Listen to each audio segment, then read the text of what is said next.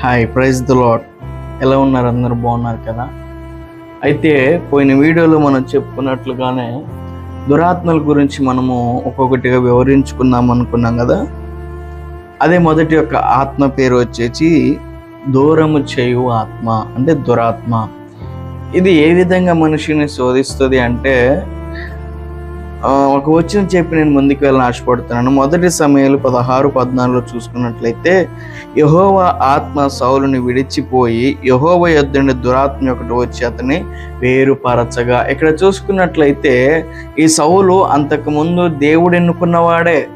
గాడిదలు కాసుకునే వాడిని తీసుకొచ్చి దేవుడు రాజుగా ఎన్నుకున్నాడు.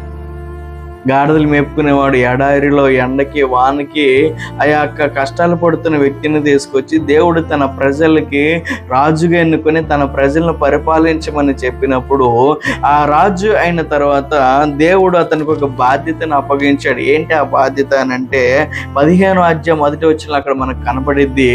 దేవుడు ఇశ్రాయేలు ప్రజలకి అంతకుముందు ఎవరైతే ఆటంకంగా ఉన్నారో వాళ్ళందరిని కూడా చంపేమని చెప్తాడు. అక్కడ దేవుడు చెప్పిన మాట ఏంటంటే, పిల్లలనేమి, పెద్దలనేమి, పశువులనేమి, అక్కడున్న సమస్తముని దేవుడు చంపేయని చెప్తాడు. ఏ ఒక్కటి కూడా తీసుకోవద్దని చెప్పి ఆజ్ఞాపించిన తర్వాత ఈ యొక్క సౌలు ఏం చేస్తారంటే అక్కడికి వెళ్ళి వాళ్ళందరినీ చంపుతూ ఉంటాడు.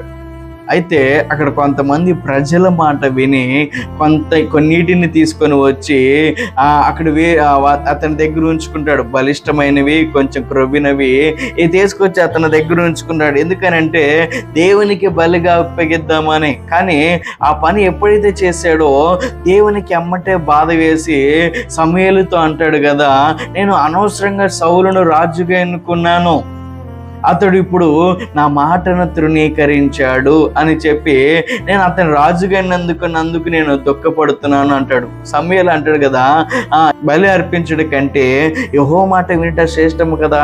ఈరోజు కూడా చాలా మంది దైవ సేవకులు దేవుడు మనకు అప్పగించిన పనిని పక్కన పెట్టి, దేవుడు మనకు అప్పగించిన బాధ్యతను పక్కన పెట్టేసి ఈరోజు మనుషుల మాటలు విని తప్పుదోరపడుతున్నారు. దేవుడు మనకేం చెప్పన్నాడు?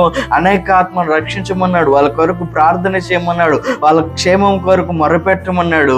కానీ ఈరోజు చాలా మంది కూడా దైవ సేవకులు ఈ సౌలు చేసిన పనులే చేస్తూ, ఆ దేవుడి కోసం మంచిగా కదా చేస్తుంది, ధన సంపాదించే దేవుని కోసమే కదా, నేను కూర్చోబెట్టే దేవుని కోసమే కదా అని అనుకొని తప్పు ద్రోవలోకి వెళ్ళిపోతున్నారు. దానివల్ల దురాత్మ వచ్చి ఆ దేవుని నుండి దూరం చేస్తుంది. కాబట్టి మనందరం కూడా ఈ యొక్క ఆత్మకు లోబడి